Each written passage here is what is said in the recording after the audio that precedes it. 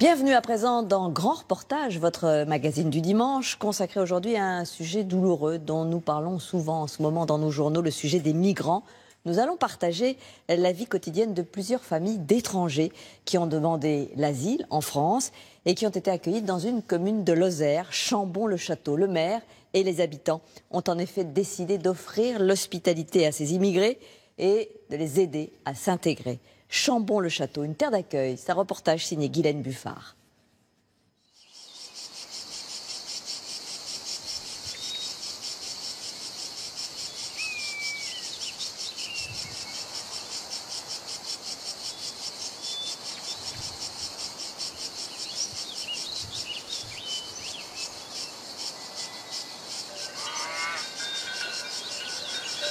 Au nord de la Lozère, Chambon-le-Château, un village de 300 âmes touché par la désertification rurale. Ici, pas d'usine et peu d'habitants. Alors, en 2003, le conseil municipal a eu une idée folle, accueillir une cinquantaine de demandeurs d'asile.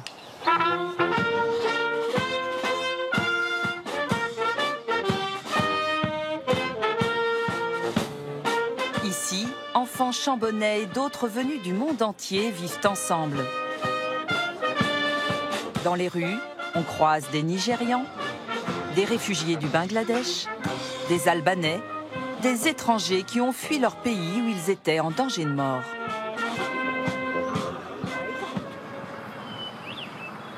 Aujourd'hui, une nouvelle famille de réfugiés arrive au village.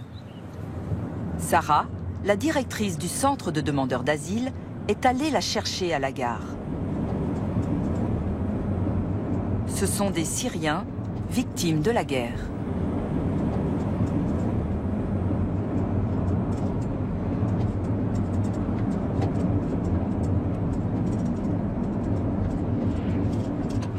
Mais dans ce voyage, ma psychologie est très mauvaise, très mal. Pourquoi? Non, je suis très fatiguée. Manal a choisi de demander l'asile à la France car sa sœur y vit depuis 8 ans. Elle habite à Albi, à 3 heures de Chambon. Elle est venue les accueillir avec son mari, qui est français. On y va. Les deux familles ne s'étaient pas revues depuis des années.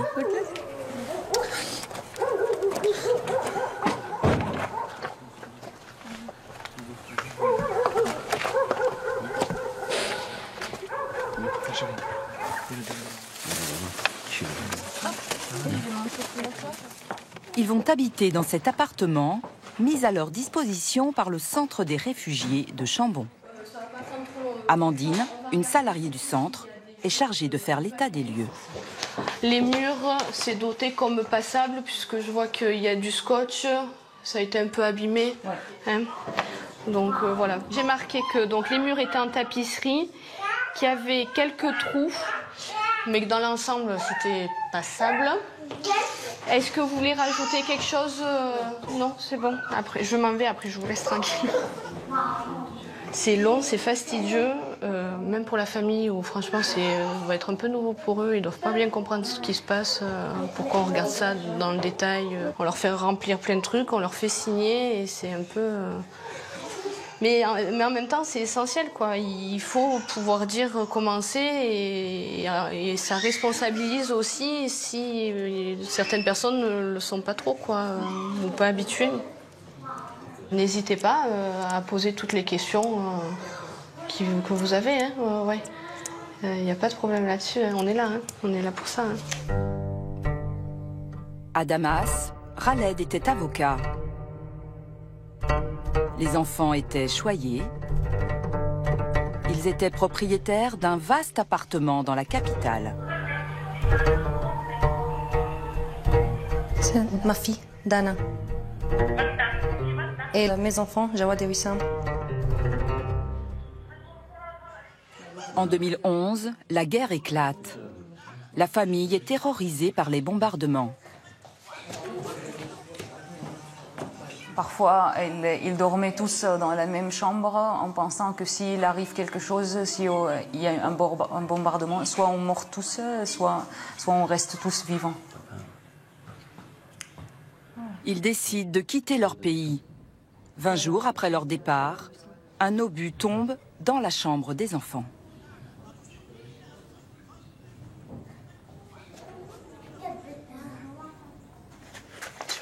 Doucement, doucement, Taïn. Comme les autres réfugiés, Manal, Khaled et leurs enfants vont rester à Chambon le temps que l'administration examine leur demande d'asile. Je suis très heureux parce que mes enfants sont en sécurité et ils sont heureux. S'ils obtiennent leurs papiers, ils pourront s'installer en Lozère ou ailleurs en France. Sinon, ils devront repartir en Syrie. Michel Nouvel est le maire du village. Il nous emmène à l'endroit où l'aventure exceptionnelle de Chambon a commencé. Cette ancienne bâtisse a longtemps abrité un centre pour jeunes en difficulté. Le maire y était professeur. Dans cet état, ça me fait beaucoup de peine, évidemment.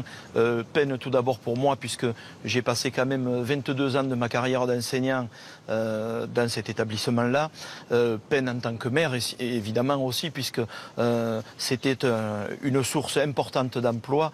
40 salariés venaient quotidiennement travailler dans cet établissement et faisaient vivre le village. Donc, vous comprenez, j'ai une double peine en ce moment. En l'an 2000, l'établissement ferme définitivement ses portes. Alors, le conseil municipal décide d'accueillir un CADA, un centre administratif pour demandeurs d'asile, qu'il installe dans cet immeuble au centre de Chambon. Les réfugiés, eux, sont logés dans des maisons du village. Avec leurs enfants, ils sont une cinquantaine.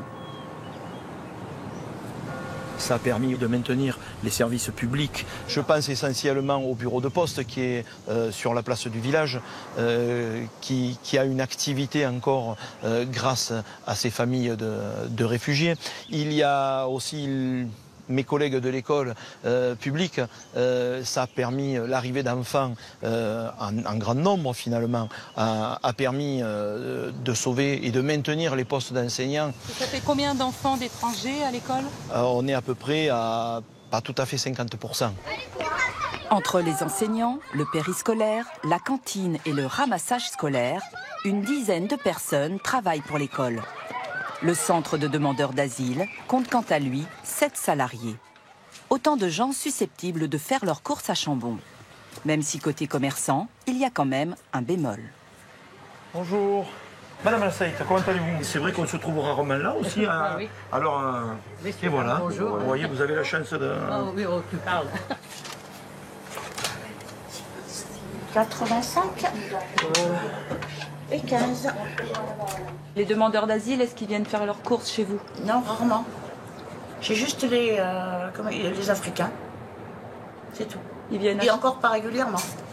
Le peu qu'ils consomment, ma foi, oui, voilà, ça permet de maintenir très certainement les commerces en activité, quoi. Je veux dire, la pharmacie, oui.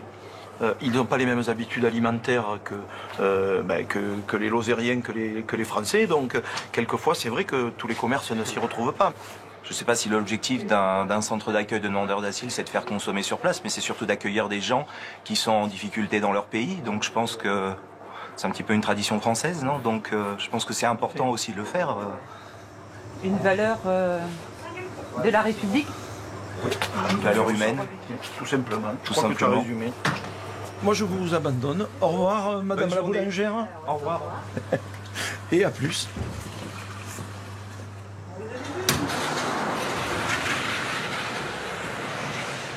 Parmi les réfugiés, il y a Zia. Il est albanais et il vit à Chambon depuis 1 an et demi avec sa femme et sa petite fille, Stella. Ils ont fui l'Albanie, où ils étaient menacés de mort.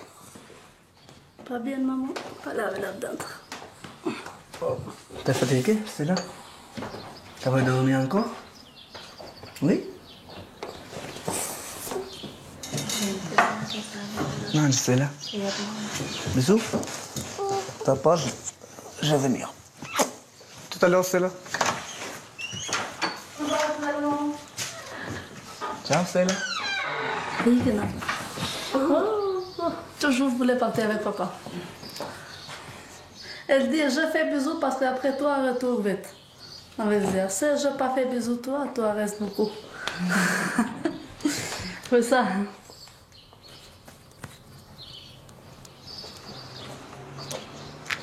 Depuis son arrivée, Zia s'est fait pas mal d'amis. Salut Zia. Bonjour, ça va? Ouais, nickel. Bonjour. Parmi eux, Jean, un Chambonnais qui est l'un des organisateurs de la fête du village. Bon, on y va? On va goûter le repas. D'accord. Le plat, qui sera servi ce soir à la fête, est préparé par le boucher. Bonjour. Tiens, c'est chaud. Tu la passes au feu? Passe là-bas si tu veux. Où ça? À table. À table? Ah oui.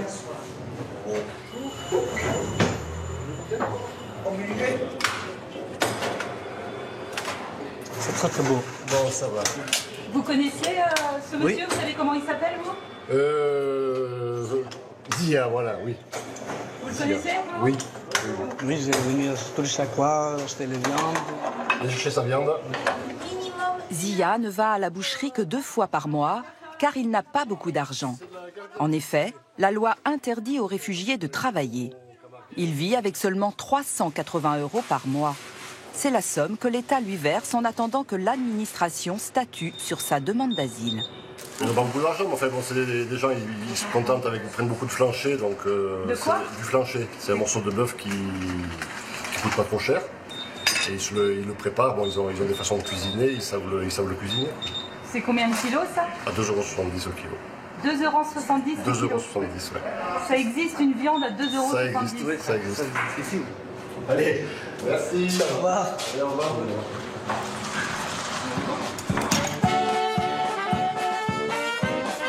Dans l'après-midi, la fête commence. Tous les Chambonnais et les réfugiés se retrouvent ensemble. Parmi les demandeurs d'asile, il y a aussi John, un Nigérian. Il vit avec sa famille à Chambon depuis 1 an. John et ses enfants ont un petit rituel. Chaque jour, en fin d'après-midi, ils se rendent au cœur du village, dans ce potager collectif réservé aux réfugiés. Zia, l'Albanais, habite juste au-dessus du jardin. Qu'est-ce que tu as planté, John? Salade et spinach. Ah, tu peux mettre les graines? Hein? Tu plantes les graines? Oui. Tu veux que j'aille te chercher la fourche? Non. Au revoir. Apportez-moi plutôt de l'eau. Encore de l'eau? Oui, il nous faut plus d'eau. On doit aussi arroser là-bas. Il en faut beaucoup? Mais en la moitié. Je vais en mettre comme tu veux. Jusque-là.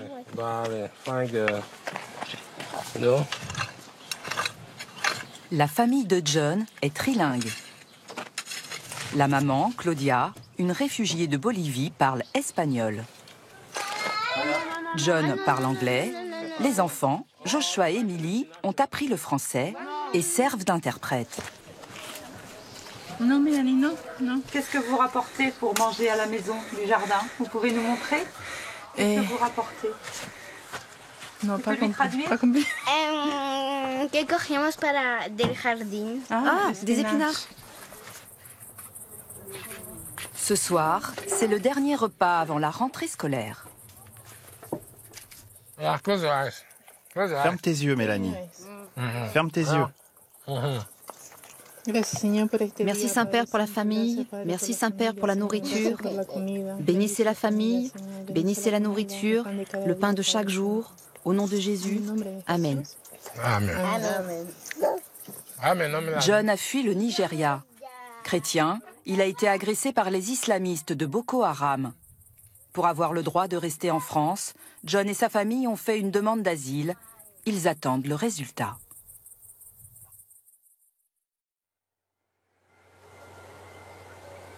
Aujourd'hui, c'est la rentrée scolaire. Peggy Campbell est la directrice de l'école.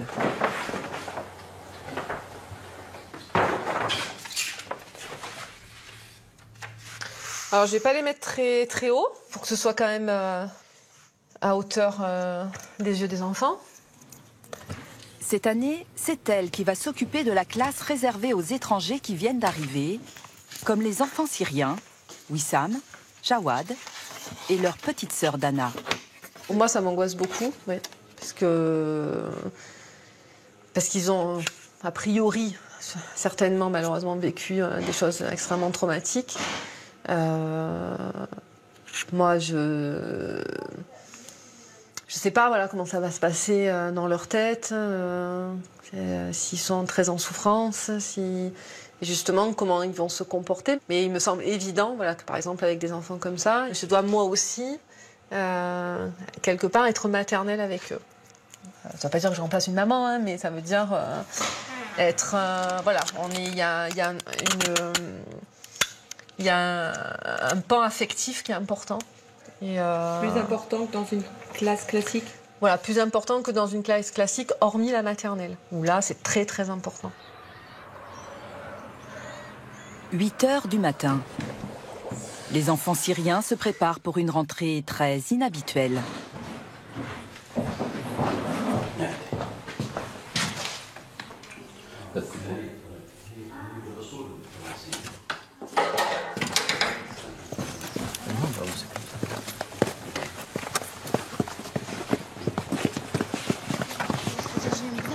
Nouveau pays, nouvelle langue, nouveaux camarades et aussi nouvelle maîtresse. Enchantée, je suis Peggy, la directrice. Bonjour. Bonjour madame. Bonjour. Bonjour.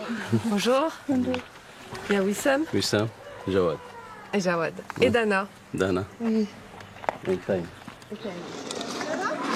Bonjour. Pour Stella, la fille de Zia l'Albanais, c'est la deuxième rentrée scolaire à Chambon. Les plus petits, comme Taïm, le cadet des Syriens, sont intégrés directement en classe maternelle. Donc Taïm, bonjour. Ça va? Oui. Bienvenue dans la classe des petits. À 5 ans, il va apprendre à parler français naturellement en côtoyant les petits chambonnais. Les plus grands, en revanche, doivent d'abord passer par la classe de Peggy. Juline est là. On est bonjour. Bonjour. On va aller... Avec les Syriens, il y a aussi 2 petites du Bangladesh. Émilie et son frère Joshua, ainsi que 2 Tchétchènes que nous floutons pour des raisons de sécurité. Ah, il est là. Hop. Allez, vous venez? On va derrière. Première mission de Peggy, que les enfants fassent connaissance. Allez, on fait une grande ronde. Grand. Hop, on lâche les mains. On prend le ballon, on l'envoie à un copain et on dit son prénom. Peggy envoie d'abord le ballon à des anciens élèves qui comprennent déjà le français. Yasmine. Dana. Dana. Wissam. Wissam. Joshua. Joshua. Jawad. Jawad. Fabien. Super. Allez, vous venez, on va rentrer, puis il fait un peu froid. Merci.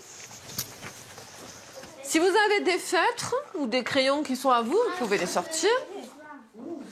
Émilie, la fille de John le Nigérian, a déjà passé 1 an dans cette classe d'accueil. Moi, j'adore trop les maths. Pas la science, pas... Moi, j'aime pas la science. Dès que les enfants étrangers maîtrisent le français, ils intègrent les classes ordinaires avec les élèves chambonnais. Et aujourd'hui, c'est à Émilie de quitter la classe de Peggy. Est-ce que tu es contente d'aller dans la classe des CPC, non? Oui. Oui. Tu préférerais rester avec Peggy? Mais tu préférais rester parce que tu me connais et parce que tu connais pas encore la maîtresse Anaïs.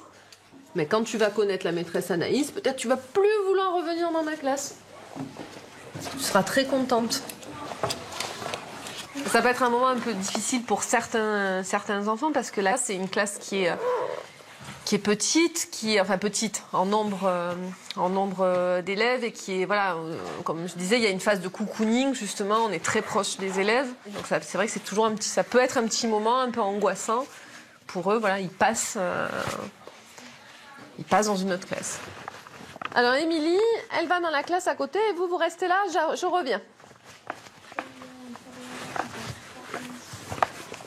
Bonjour.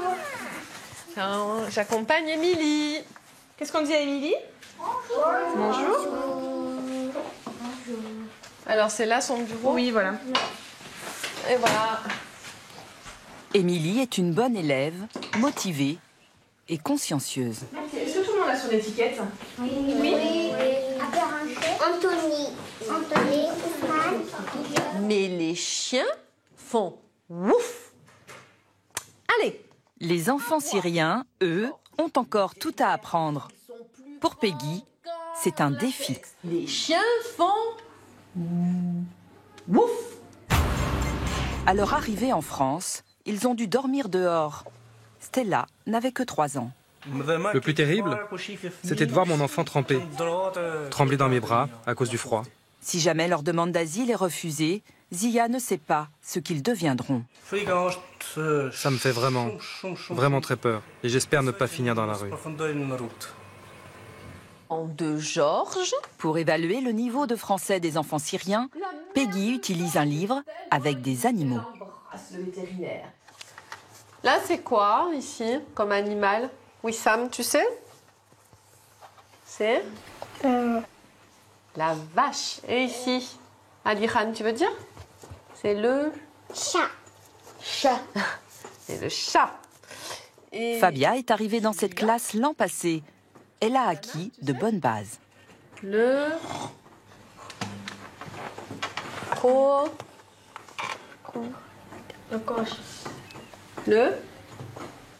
coche. Le cochon. Bravo. Merci. Dans quelques mois, Peggy utilisera à nouveau ce livre pour évaluer leur progrès.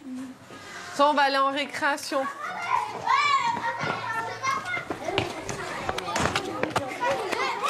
La récréation, un moment propice pour se faire des copains. Pas besoin de maîtriser le français pour jouer à la marelle. Dana l'a bien compris. Pour ses grands frères, les premiers pas sont plus hésitants.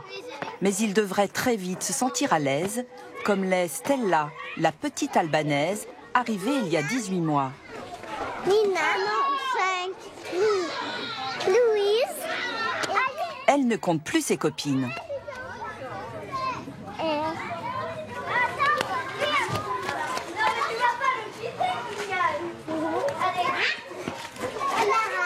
Elle s'appelle comment?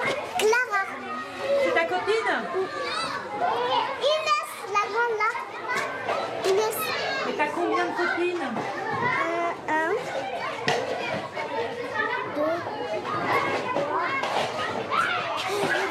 Attends. 1, 2, 3, 4. 4 copines. Et celle-là, ça la grande. Ça fait 5. Stella est aussi souriante et insouciante que les enfants français.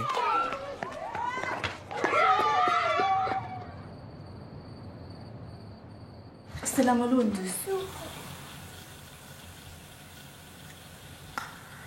Pourtant, à leur arrivée en France, ils ont dû dormir dehors.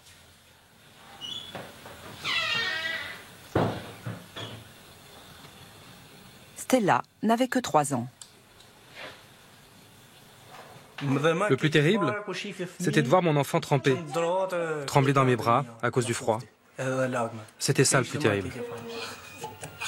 Durant ces quelques nuits, Stella a contracté un virus dangereux et elle a dû être hospitalisée.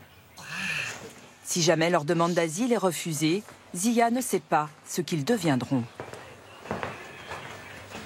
Ça me fait vraiment très peur. J'y pense et j'y repense sans cesse.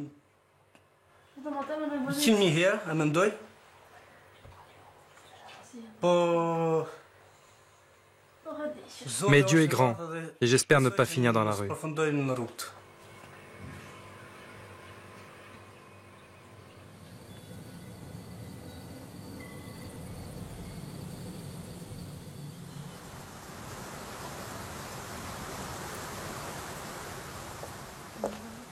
Deux semaines plus tard, le jour tant espéré par Zia et Jansiana est arrivé. Ils vont à la poste chercher la lettre de l'OFPRA, l'organisme qui accepte ou refuse les demandes d'asile. Voilà. Qu'est-ce que ça représente pour vous, cette lettre? Elle est très importante. Parce que nous, ça fait beaucoup de temps que nous attendons ça, et pour nous très importante. C'est ça que... J'espère qu'elle est positive.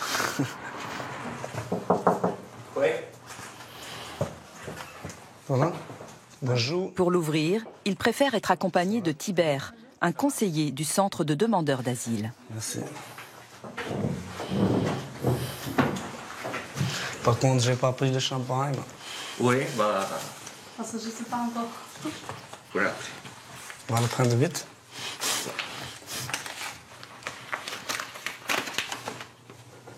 La demande d'asile est rejetée. Qu'est-ce que c'est ça? Donc la réponse est négative. Oui. D'accord. Ok. Bon. C'est parfait. L'OFPRA, l'organisme qui vient de rejeter leur demande d'asile, s'appuie sur des listes de pays classés sûrs ou non sûrs. Or, l'Albanie a rejoint la liste des pays sûrs récemment. Quelques mois plus tôt, la demande de Zia aurait pu être acceptée. Vous envisagez pas de revenir en Albanie? Non, ça, non, pas possible de tout en Albanie parce que pour nous, c'est très dangereux. En plus, ma fille, il y a 2 ans qu'elle est partie, il y a 2 ans qu'elle est partie à l'école, et maintenant, elle parle très bien français, parle plus français qu'albanais.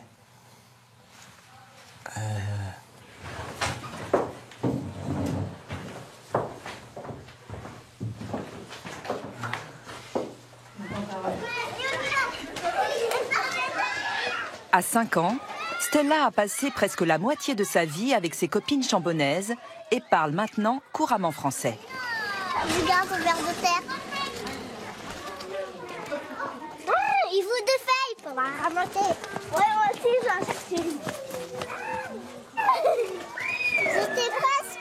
Voilà, je l'ai pris. Oh, c'est bon, allez, lâche-le vite. Non.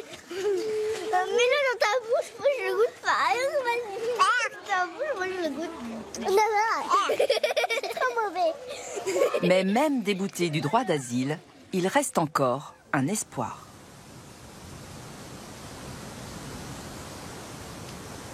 Ronita a 19 ans.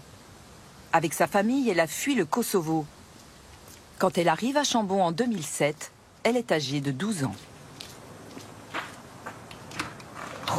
Bonjour. Ah, madame Ronita. Coucou les enfants. Ça va? Comme les enfants syriens, Ronita ne parlait pas un mot de français. Coucou. Bonjour. On va aller s'asseoir là?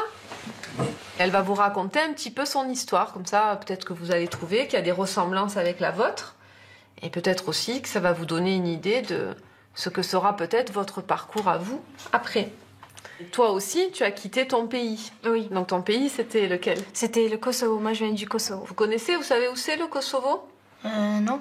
Tu peux leur montrer sur la carte? Sur la carte, ouais, je peux leur montrer. Alors, c'est un tout petit pays. C'était juste là. Mais là, on le voit pas parce que la carte, elle est assez ancienne, je pense. Juste ah là. Oui. Ouais. Donc, quand tu as quitté ton pays, tu as laissé des gens de ta famille, non? J'ai laissé toute ma famille là-bas. J'ai laissé mes amis, ma maison, même les souvenirs. Enfin, je peux dire que avec le cœur, je suis quand même toujours là-bas, même si je suis ici physiquement. Vous aussi, vous avez laissé dans votre pays Vous avez laissé qui dans votre pays? Un L'école et mes amis. Et de la famille aussi? Ma grand-mère et mon grand-père. Aujourd'hui, Ronita est en terminale économique et sociale. L'an dernier, elle a passé son bac de français. À l'oral, j'ai eu 16 et à l'écrit, j'avais eu 13. J'avais jamais eu 13 à l'écrit en français. Là, elle vient de dire les notes qu'elle a eues à son bac de français. Vous savez ce que c'est, le bac? Oui. Hein, c'est un examen qui est important. Et les notes qu'elle a eues en français, moi, j'ai pas eu les mêmes notes en français. Hein. J'ai eu des moins bonnes notes qu'elle au bac. Donc, comme quoi, hein, une jeune fille qui vient d'un autre pays et qui n'est pas là depuis longtemps peut réussir mieux que la maîtresse française d'une école qui apprend à parler aux enfants étrangers. Donc, félicitations. Merci. C'est un beau parcours. Pourtant, la famille de Ronita revient de loin. Victime de représailles au Kosovo, leur fils aîné y a même trouvé la mort dans un accident de voiture suspect. En 2007, la famille trouve refuge à Chambon, mais comme pour Zia, leur demande d'asile va être refusée. Parmi les habitants qui les ont soutenus, il y a Michel Nouvel, le maire. Il était à l'époque le directeur de l'école primaire. Bonjour. Ça va? Ça va? Bonjour. Ça va? Bonjour Michel, ça va? Oui? Bien. Bon, je vois que tout le monde va bien. Oui, c'est bon. C'est bien. Ça pousse chez vous? Oui. Oh, qu'est-ce qu'elles sont grandes. Oui, c'est ça. Hein? Parce qu'on mange beaucoup. Ça mange beaucoup? Oui. Ouais, non. Je me souviens, hein, quand vous êtes arrivés... Elles travaillent beaucoup. Elles étaient toutes petites. Oui, exactement. Mon Dieu. Et oui, et c'est comme ça, la vie. Et Altine, il était... Alors, c'était... 7 mois. C'était un bébé, Altine. Nous avons vu arriver cette famille avec de nombreux enfants. Donc, pour l'école, c'était très bien. Ah oui, pour Chambon, c'était bien. 5 enfants, vous avez dû vous dire, ah, ça va peupler notre école. Ça a reboosté un petit peu l'effectif de l'école, effectivement. Mais bon, c'est pas uniquement ça, quoi. Je veux dire, c'était des gens qui étaient très... Et qui le sont toujours, très volontaires, très dynamiques, et avec qui on a eu toujours de bonnes relations, de bons rapports. Et voilà, et je suis bien content qu'il se soit pas trop éloigné de Chambon-le-Château. Ça nous permet de nous rencontrer très souvent. Lui et avec autres maîtres et maîtresses avec nous étaient tout le temps très très gentils. Tout le temps nous sommes aidés, tout le temps nous sommes donnés, comment ça s'appelle, courage pour vie, motivation pour penser tout le temps bonnes choses. Et c'est vraiment maintenant un paradis pour nous. Aujourd'hui, la famille vit à Langogne, à une demi-heure de Chambon. S'ils n'ont pas été expulsés, c'est grâce au soutien de nombreux Lozériens comme Bénédicte, une ancienne professeure de Ronita. Ils ont écrit des dizaines de lettres à la préfecture afin de demander une autorisation de séjour pour raisons humanitaires. Je suis dans la même classe que Ronita, au collège Marthe du Perron à Langogne, et je suis très triste que Ronita parte. Je voudrais que vous lui laissiez, etc. Bonjour, je m'appelle, je suis une amie de Ronita Yachari, je voudrais que vous laissiez ma Ronita à moi. Elle est bien dans la classe, elle travaille très bien, même un peu trop. C'était la meilleure élève de la classe. Hein. Elle écrivait mieux le français que n'importe quel enfant né ici. J'aimerais que Ronita reste, ainsi que toute la classe de 6e C. Je pense que les professeurs seront de mon avis. Des parents d'élèves de Chambon montent aussi au créneau. Je trouve dommage que l'on ne puisse pas prendre en compte qu'ils ne sont pas là pour profiter, mais tout simplement parce qu'ils se sentent plus en sécurité. J'aurais honte de voir Fatmir, Dulcimé, Ronita, Edita, Artiola, Korab et Altine reconduits à la frontière. Ce soutien a été décisif. La préfecture leur donne le droit de rester et de travailler. En septembre, Dulciné fait le ménage dans un collège. Fatmir se fait embaucher comme maçon. Puis en 2013, ils obtiennent la nationalité française.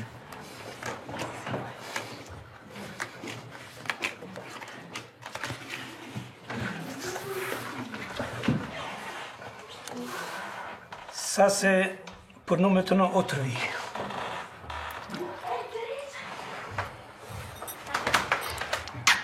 Et je suis, comment ça s'appelle, je suis très content. Très content. Heureux. Oui, oui, c'est ça. Exactement.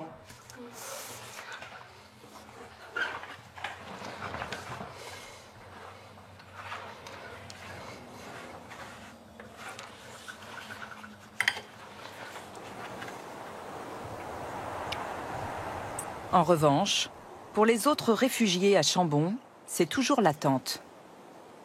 Ils passent en moyenne 1 an au village, le temps que l'administration décide s'ils peuvent rester ou non en France. Un temps suspendu, où l'ennui se mêle au sentiment d'inutilité. Car la loi leur interdit de travailler et cela entraîne le rejet de certains habitants. Dans le café du village, la situation des étrangers fait débat. Ils ne cherchent même pas à avoir un boulot par ici, hein. Ils vivent au jour le jour et nous on les paye. Moi, pour mon opinion, moi c'est comme ça.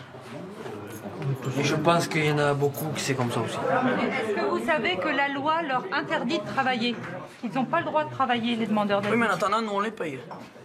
On leur aide. Surtout ça. Nous on leur aide, nous on travaille, on leur aide.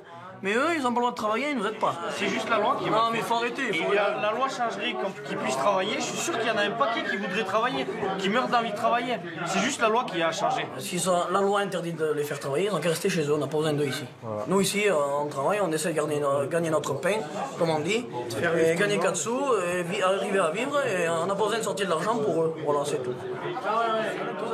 L'État verse une allocation de subsistance aux familles de demandeurs d'asile. Environ 120 € par personne et par mois. Est-ce que vous savez ce que ça veut dire être demandeur d'asile par rapport à être immigré? Est-ce que vous voyez la différence ou pas?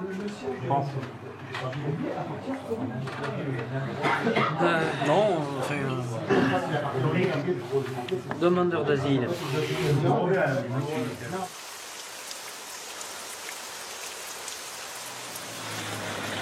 Le lendemain, même bar, mais toute autre ambiance. Le soir, Zia vient souvent ici faire une partie de fléchette avec ses amis chambonnais.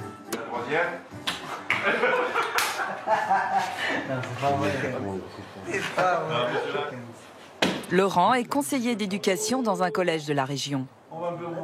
Pour lui, la loi est mal faite. Je ne savais pas du tout que les demandeurs d'asile n'avaient pas le droit de travailler, que c'était c'est un non-droit, quoi. Et ça, je trouve qu'au niveau de la législation, c'est vraiment quelque chose à repenser, quoi. Parce que ils pourraient. Zia, vous aimeriez travailler? Ah mais tous, moi, tous ceux avec qui j'ai discuté, vous vous rendez compte, c'est long quand même, passer ces journées quand on est en pleine force de l'âge, quand on est en pleine santé et autres. Je veux dire, il y a des moments, ça doit être pénible, quoi. Ça doit être pénible. Zia a travaillé dès son adolescence en Albanie où il était agriculteur et maçon. Aujourd'hui, à 37 ans, il vit difficilement ce désœuvrement et aussi les regards critiques. Télécharger.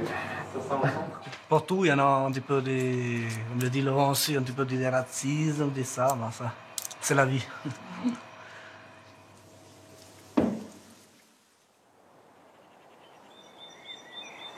Ici, la présence des réfugiés n'enflamme pas les urnes. À la dernière élection présidentielle, le Front National a fait un score plus faible que dans le reste de la France.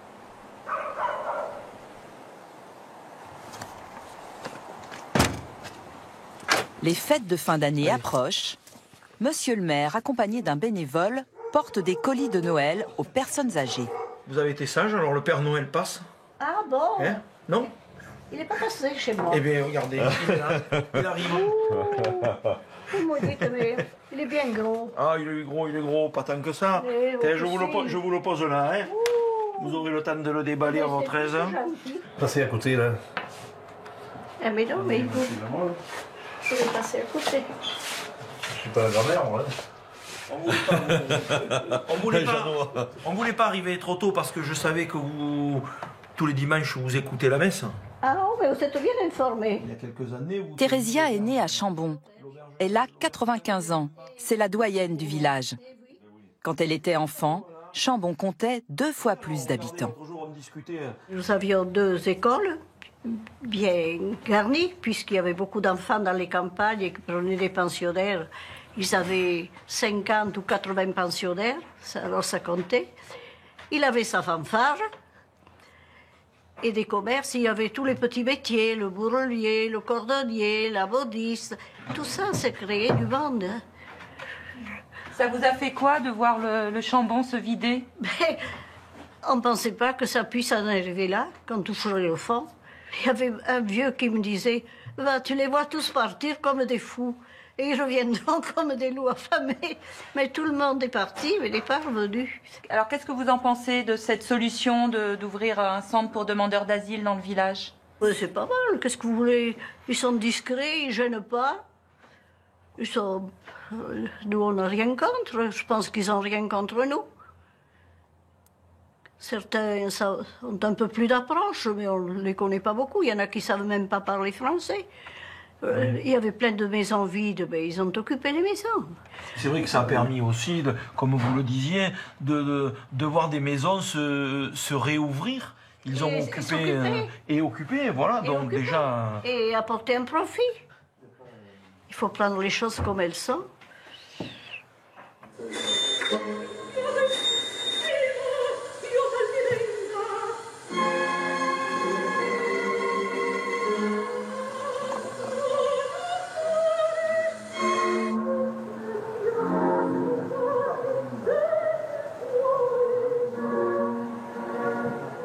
Le vivre ensemble, la tolérance. Un sujet permanent dans la classe de Marion. Aujourd'hui, ses élèves vivent un événement particulier. Ces deux fillettes tchétchènes ont été déboutées du droit d'asile après 2 années passées ici avec eux. Donc j'en profite aujourd'hui pour vous dire quelque chose qui, moi, me rend un petit peu, enfin même très triste. D'accord, mais peut-être que vous le savez déjà, c'est qu'elles vont partir dans moins d'1 mois. Julie est chambonnaise. Depuis la maternelle, elle côtoie des enfants qui arrivent et qui repartent. Julie? C'est nos amis, après on s'habitue à eux. On les voit tous les jours. On les voit à l'école. On apprend avec eux. On devient camarades de classe. Et ensuite ils partent tout d'un coup. Du coup ça nous rend tristes. Lola, tu veux dire quelque chose? Oui, avant, moi j'avais une copine au Chambon et elle venait de Tchétchénie, mais maintenant elle est partie, j'ai plus de nouvelles d'elle et je suis un peu triste. Jawad, ça fait combien de temps que vous êtes à Chambon? Vous êtes arrivé à l'école à la rentrée, en septembre? Combien de mois? Combien de... C'est ça? Hein? Ils sont arrivés à la rentrée? Oui. Et alors, où est-ce que vous en êtes là, dans vos jeux, tout ça? Est-ce que vous êtes obligé de réexpliquer? Est-ce que c'est encore difficile? Est-ce que ça y est, c'est... Lola? Ben, moi je leur crie pas dessus parce que... moi j'aime pas trop quand on se fâche et parce qu'ils viennent juste d'arriver et après ils peuvent pas comprendre et c'est pas de leur faute s'ils peuvent pas comprendre. Il suffit juste d'y expliquer, pas la peine de s'énerver, de s'acharner. Parce que ça sert à rien. Hein. Non. On va juste lui faire comprendre qu'il faut, par exemple au jeu, qu'il faut tirer là-bas. Et à force, il comprend qu'il faut, pas la peine de se disputer ou s'acharner. Je pense que vous avez envie d'aller en récréation. Oui.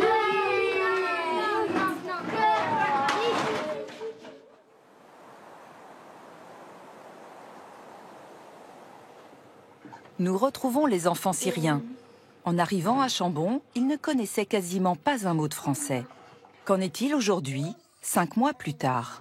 On va regarder à Bois-Georges, on va raconter l'histoire et vous allez essayer à chaque fois de bien dire une phrase. D'accord? Et qu'est-ce qu'il va trouver à l'intérieur de Georges? Dana? Il met la main dans les bouches de Georges, dans le gueule de Georges, loin. Après, il prend un chat. D'accord, il sort un chat. Il sort un chat. Il met sa main encore plus loin, encore. Après, et il prend il sort un vache. Oh, et la maman? Il fait bisous à la au vétérinaire. Ils ont fait de très gros progrès.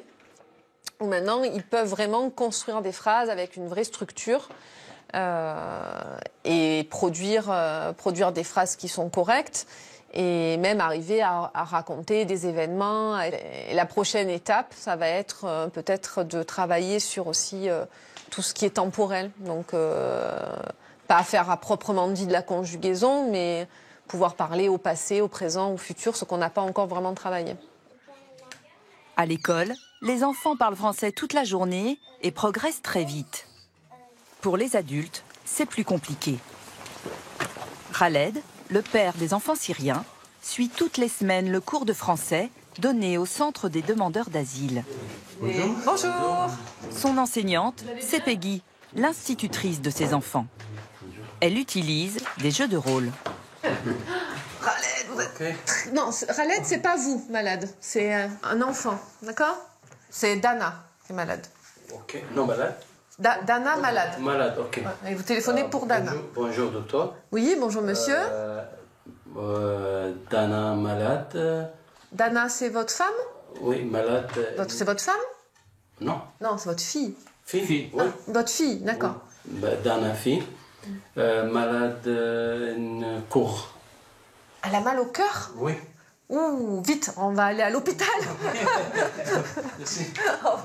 L'urgence, c'est plutôt de parler, en fait. C'est leur donner une espèce de kit de démarrage, en fait, pour, voilà, dans les situations, on va dire, quotidiennes ou d'urgence, pouvoir se débrouiller, se faire comprendre et comprendre ce qu'on leur dit.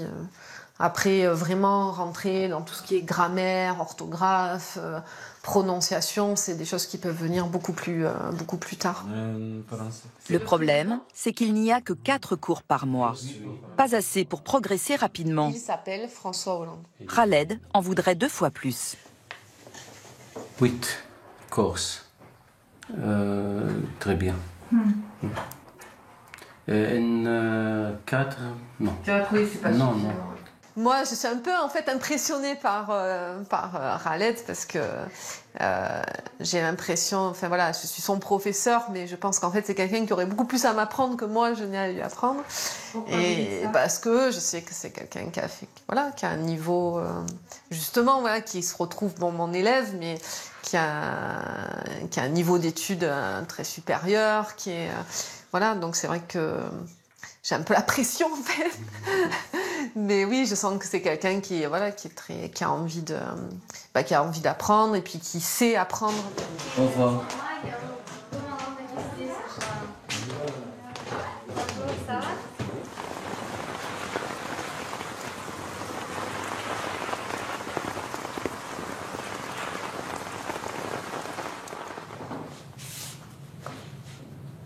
Khaled a tout perdu.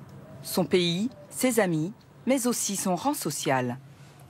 Son expérience d'avocat ne vaut plus rien ici s'il ne maîtrise pas le français.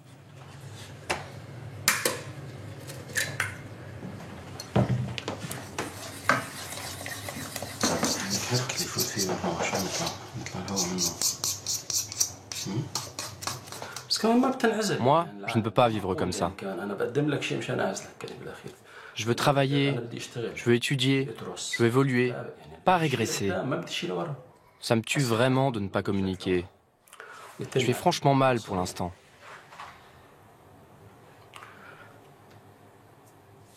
Peut-être que ça ira à l'avenir. Mais là, dans cette situation, je vais mal. Pour améliorer son français, Khaled travaille aussi à la maison le plus souvent possible, avec l'aide de Manal. Je suis malade. Je suis malade. Je voudrais. Un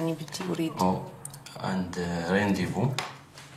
À eux deux, parviendront-ils à se reconstruire un avenir? Pour avoir le droit de travailler, il leur faut d'abord le statut de réfugié. La réponse va arriver dans quelques semaines.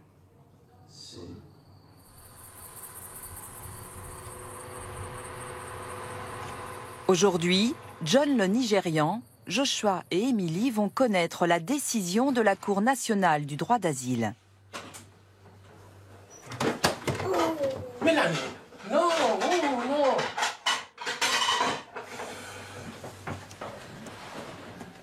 Si c'est négatif, ils devront rentrer au Nigeria ou en Bolivie, où ils sont en danger de mort.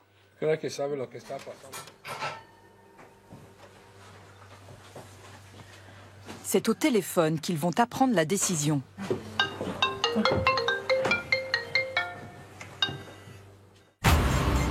Pendant ce temps, dans ce bar...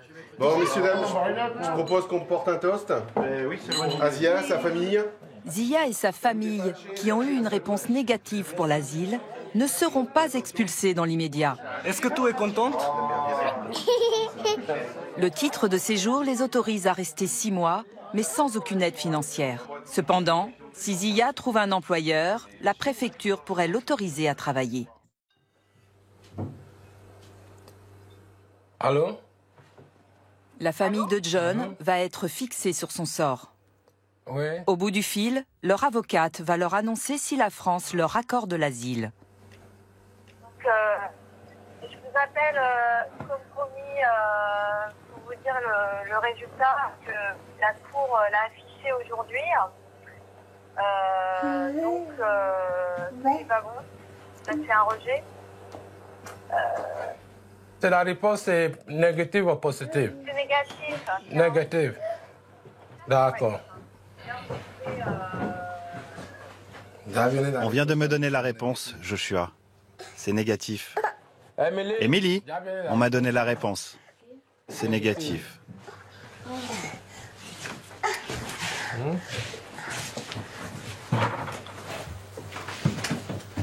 Dans le village, une personne sait que la décision devait tomber aujourd'hui. C'est Peggy. Bonjour.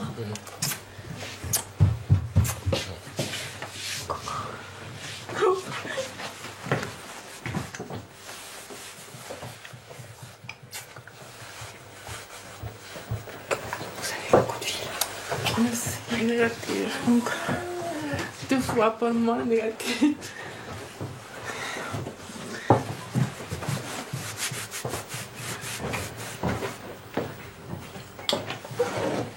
Pour eux, le compte à rebours est enclenché.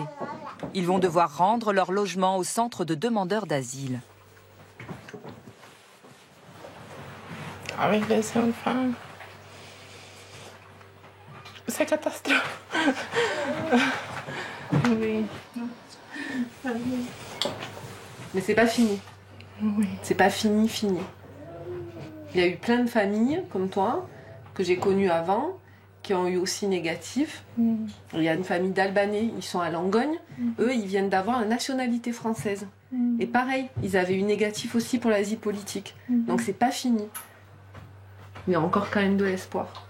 Si vraiment ce que tu veux c'est rester et que tu veux pas repartir, ben on va se battre tous ensemble.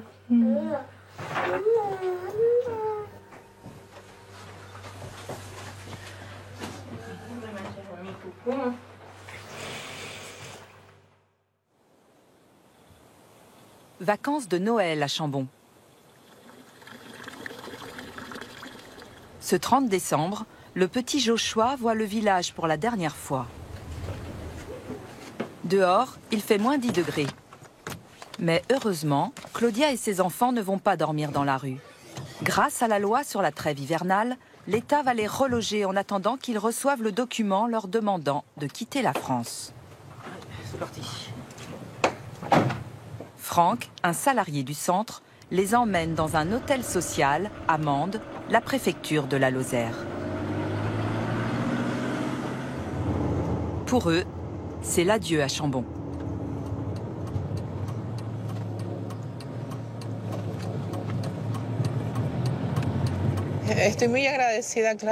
Je suis reconnaissante envers la France de nous avoir aidés.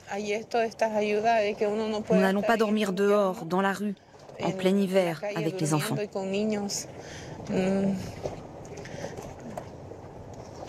Mais pour autant, c'est très dur, très difficile de devoir vivre ici, puis là-bas, ici, là-bas encore, surtout pour les enfants.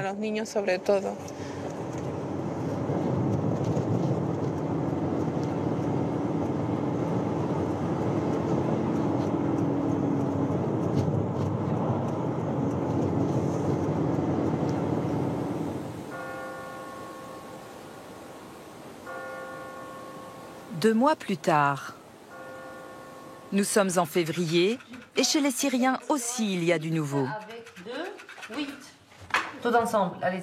1, 2, 3, 4, 5, 6. Et pour Taïm? 1. Pour Jawad. Et pour Jawad. Allez-y, Taïm, pour chercher. Ils ont reçu la fameuse décision de l'OFPRA, l'Office des réfugiés. Non. On a reçu ces courriers depuis 15 jours. Vous trouvez 6 juin une décision du directeur général de l'OFPRA vous connaissant la qualité de réfugié. Ça veut dire maintenant on a gagné les papiers pour rester ici en France jusqu'à 10 ans. Pendant 10 ans? Oui. Comment vous avez réagi quand vous avez ouvert la lettre? On est très très contents, très heureux, et les enfants encore, parce que comme ça, laisser la guerre en Syrie, laisser toutes les choses très mauvaises, tous les souvenirs mauvais, et il faut commencer la nouvelle vie ici en France. Ici, pour l'homme, il y a beaucoup de valeurs. Mais dans notre pays, il n'y a rien de valeur. Ici, il y a de l'humanité, liberté, égalité, fraternité. Ça, c'est important. Oui.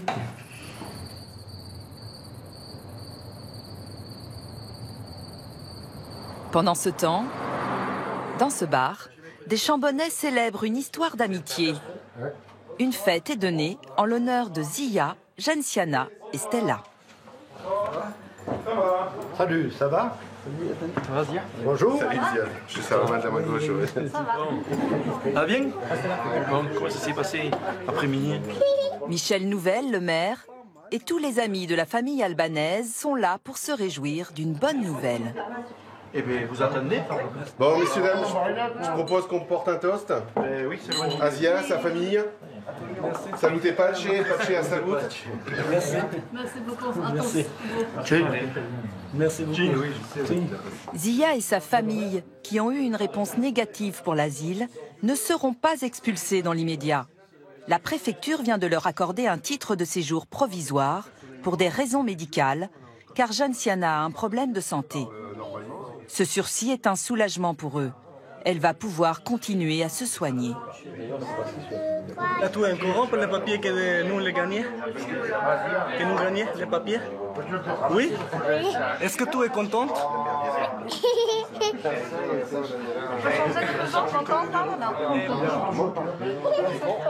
Le titre de séjour les autorise à rester 6 mois, mais sans aucune aide financière.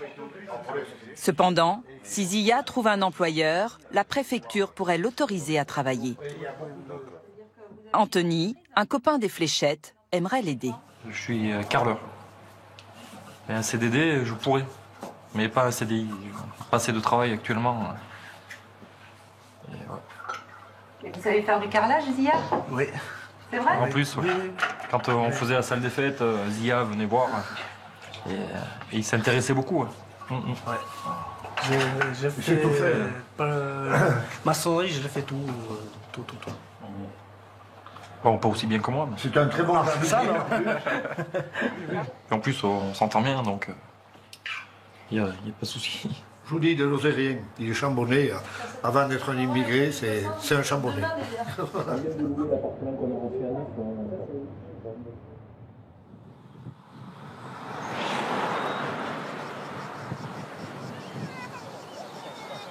Pour ces réfugiés, qu'ils aient obtenu ou pas le droit d'asile, Chambon aura été pour eux une escale paisible, une oasis d'humanité.